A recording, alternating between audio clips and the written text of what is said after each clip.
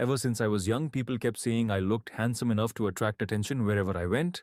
My older sister worried about that more than anyone else. She was convinced that one day some manipulative woman would try to take advantage of me.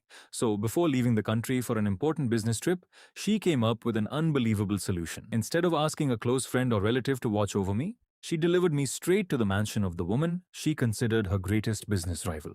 Shuying, my sister said with complete confidence, I need you to look after my little brother while I'm overseas. Mo Shuying raised an eyebrow in surprise. You're trusting your own brother to your biggest competitor? Business is business. My sister replied calmly. We may compete in the marketplace, but we've known each other since childhood. I know he'll be safe with you. I'll pay you whatever it costs. Mo Shuying gave a faint smile and gently shook her head. Keep your money. Just leave him here. That answer came far too quickly. Something about the situation didn't sit right with me. But my sister had already made up her mind. She turned to me with a serious expression. Akan, you'll stay here for 2 months while I'm away. Listen to her. Don't wander around and don't give me any trouble. Then she lowered her voice and looked directly at Mo Shuying. My brother is kind-hearted. Whatever conflict exists between our families has nothing to do with him. Don't bully him. Mo Shuying folded her arms and sighed dramatically. You worry too much. As long as you promise. I already did. Satisfied, my sister signaled the bodyguards to unload all of my luggage. I could only stand there in disbelief as my suitcases disappeared into someone else's house. This was ridiculous. How could she leave me with a woman I'd barely spoken to? Meanwhile, Mo Shuying watched everything with an almost invisible smile tugging at the corner of her lips. Inside her heart, however, her thoughts were anything but calm. The person I've secretly dreamed about just walked right into my home. Before leaving, my sister checked her phone. I've already transferred 10 million into your account. I told you I didn't want your money. She ignored the protest. It's summer vacation. People are always trying to approach him. If anyone gets too close, stop them. I trust you because you're not someone who judges people by appearances. I know you won't take advantage of my little brother. Mo Shuying simply smiled. Not interested in looks, she thought silently. When the person you've loved for so long suddenly appears in front of you, how could anyone stay completely calm? I'm not letting this chance disappear. My sister glanced at the time and became anxious. My flight leaves at noon. She hugged me briefly. Behave yourself while I'm gone. Without waiting another second, she climbed into the car. I watched helplessly as the vehicle disappeared down the road. The quiet that followed felt strangely lonely. Just then, a soft perfume drifted through the air. I looked up. Standing only a few steps away was Mo Shuying. Her gentle eyes met mine, and for a brief moment my mind went completely blank. She smiled faintly. It's getting late.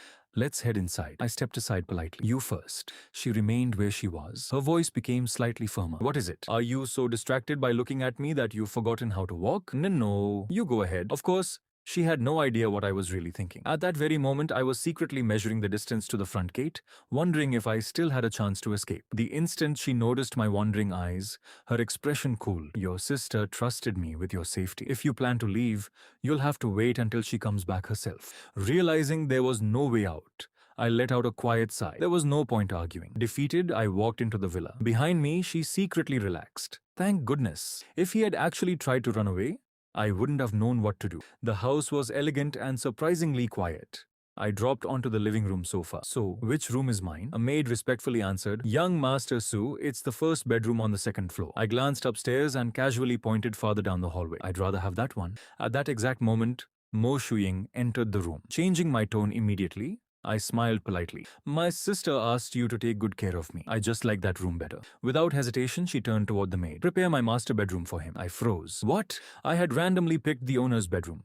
Embarrassed, I waved both hands. No, forget it. Any room is fine. I'll stay on the third floor instead. The maid smiled awkwardly. There aren't any bedrooms upstairs. Mo Shuying walked over to the table, poured a glass of water herself, and handed it to me. There are only 2 bedrooms. You can choose whichever one you prefer. I stared at her in complete surprise. This was the same cold, powerful businesswoman everyone feared. Yet she was personally serving me water. The contrast was unbelievable. Without realizing it, I kept staring.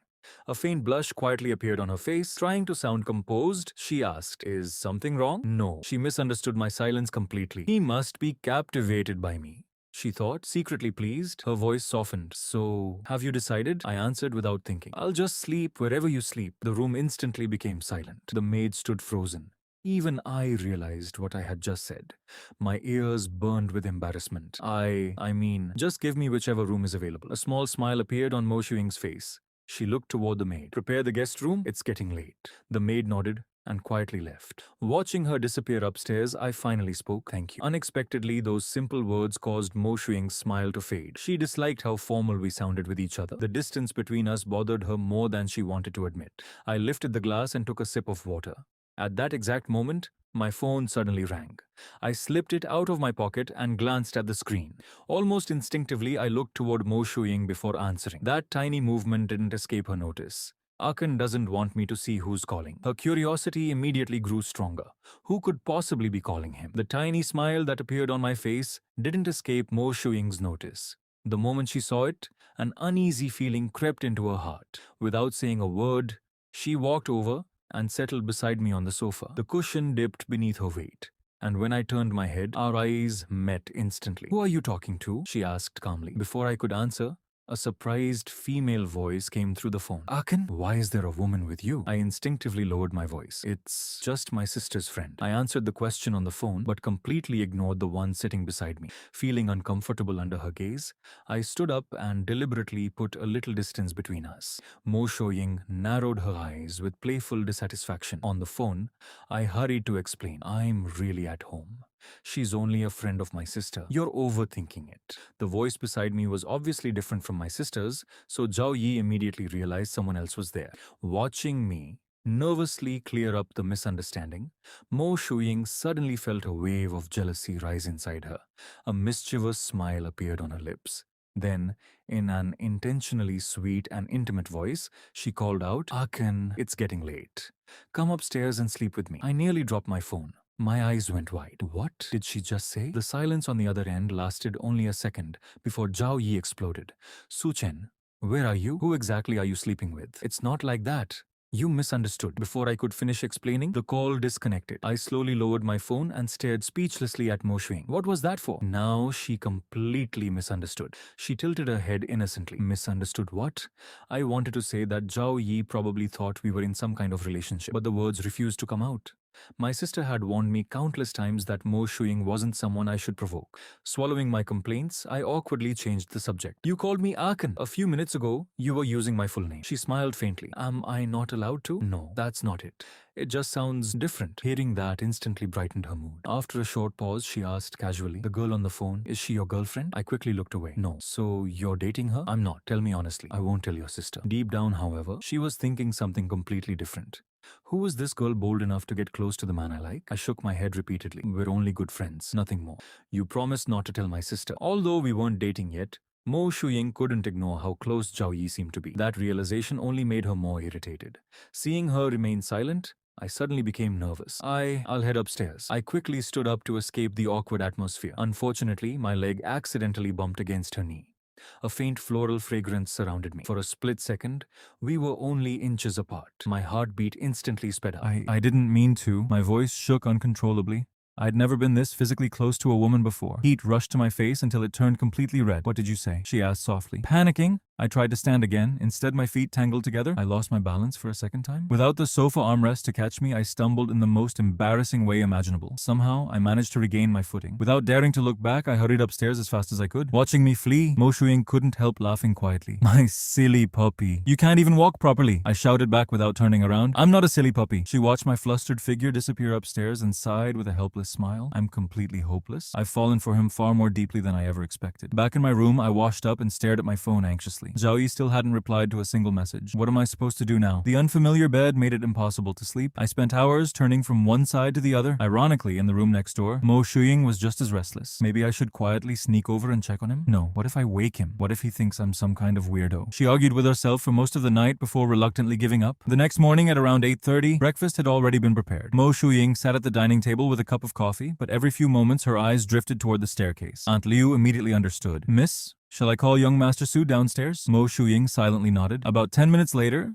I shuffled downstairs with messy hair, dark circles under my eyes, and a face that clearly hadn't slept. Seriously, what college student willingly wakes up this early for breakfast? I barely slept last night, and honestly, it was all because of her. If she hadn't said those ridiculous things, Zhao Yi wouldn't be ignoring me now. The moment those thoughts crossed my mind, Mo Shuying's expression cooled. She calmly sipped her coffee. During the night, she'd already asked someone to investigate Zhao Yi. The report only made her more displeased. "That girl has been getting far too close to my silly puppy. He even lost sleep because of her." I quietly sat down and began eating my porridge. After hesitating for a while, I gathered enough courage to ask, could you come with me and explain everything to Zhao Yi? Mo Shuying simply glanced at me without answering. The pressure in the room immediately became overwhelming. I lowered my head and silently continued eating. Have I completely lost my mind? How could I ask someone like her to do something for me? Just when I thought she'd refuse, she calmly asked, when do you want to go? I blinked. You mean you'll really come? You wanted me to explain the misunderstanding. I scratched my head awkwardly. Today might not work, then tomorrow. Okay, you should stay home today and get some proper sleep. I'll go with you tomorrow. She smiled gently. Hidden beneath that elegant smile was a completely different plan. Tomorrow, I'll make sure those two drift apart for good. Of course, I knew nothing about what she was secretly planning. Instead, I actually thought she was being incredibly kind. Maybe I'd judged her too harshly. After all, she was my sister's childhood friend. Perhaps I should stop treating her like an enemy. That thought made me relax. After breakfast, I returned upstairs and finally fell asleep. Before closing my eyes, I sent Zhao Yi one last message. I'll bring someone tomorrow to explain everything that happened. A reply came back shortly afterward. No need. Early the following morning, I climbed into Mo Shuying's luxurious Maybach. I smiled gratefully. Sister Shuying, thank you for taking time out of your busy schedule. Hearing me call her that almost made her heart melt. He called me Sister Shuying. Why does my silly puppy sound so adorable? She hid her excitement behind a composed smile. You're welcome. I promised your sister I'd take good care of you. Curiosity suddenly got the better of me. If you and my sister are business rivals, why was she so determined to leave me with you? Mo Shuying answered calmly. I don't really know. Inside, however, she almost laughed. That fool actually believed you would be safest with me. She has no idea I've been in love with you for years. I was wondering how I'd ever get close to you. Then she personally delivered you to my doorstep. I've never received a better gift.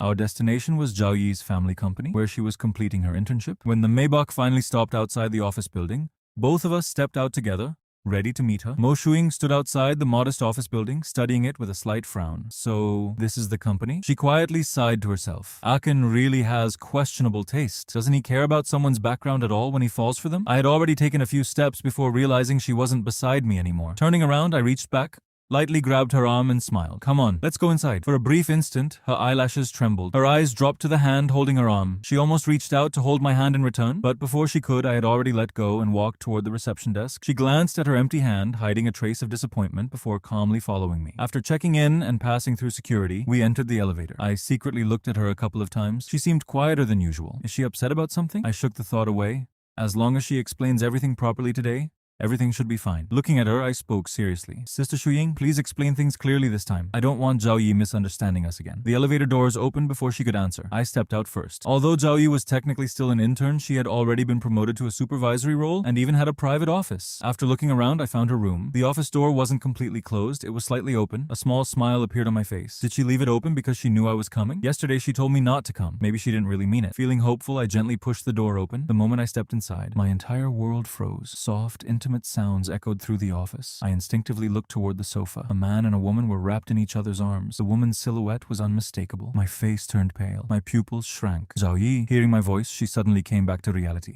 Akin! She immediately looked at the man beside her, Lu Qingyang. Why are you here? The man casually straightened his clothes without the slightest hint of embarrassment. A smug smile crossed his face. What are you talking about? Zhao Yi hurried toward me in panic. Akin, please, this isn't what you think. Listen to me first. I thought it was you. The words only made the pain worse. My eyes drifted toward the obvious marks on her neck. My chest tightened. So you've lost your mind? She reached for my hand. Before she could touch me, Mo Shuying calmly stepped between us. Her voice was cold. You don't have the right to touch him. Zhao Yi looked helpless. Akin, please believe me. I really thought it was you. I don't know why it became him. I laughed bitterly. Tell me, what part of him looks anything like me? I even brought someone here today just to explain that misunderstanding. What a joke. I must have been blind. Tears filled Zhao Yi's eyes. I'm sorry. I really made a mistake. I don't even like him. You're the only one I've ever liked. Her desperate apologies sounded empty. I looked at her with nothing but disappointment. I don't want someone who betrays people so easily. You disgust me. I came here to clear up a misunderstanding. Looks like there isn't anything left to explain. It's over. She desperately reached after me. Akin, don't leave. It really was a misunderstanding. Before she could catch up, Lu Qingyang grabbed her arm from behind. Yi, stay with me. Without looking back, I stepped into the elevator. The doors slowly closed. I lowered my head, trying to suppress everything I was feeling,